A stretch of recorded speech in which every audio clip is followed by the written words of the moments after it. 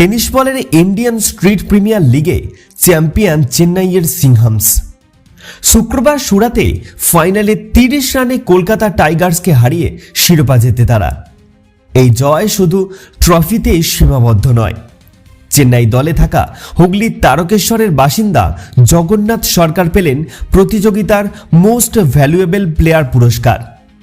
পুরস্কার হিসেবে তার হাতে তুলে দেওয়া হয় একটি বিলাসবহুল গাড়ি, আর সেই গাড়ির চাবি তুলে দেন স্বয়ং সচিন তেন্ডুলকর। শুধু তাই নয়, জগন্নাথকে পাশে বসিয়ে নিজেই গাড়ি চালিয়ে মাঠে চক্কর দেন ক্রিকেটের ঈশ্বর।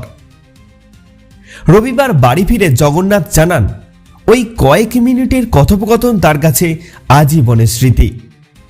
সচিন তার বাড়ি কোথায় জানতে চান এবং মাছ ভাত খান কিনা সেটাও জিজ্ঞাসা করেন। গাড়ি ধীরে চালানোরও পরামর্শ দেন। জগন্নাথের কথায় ওই 4-5 মিনিটে মনে হচ্ছিল জীবনে সব পেয়ে গিয়েছি।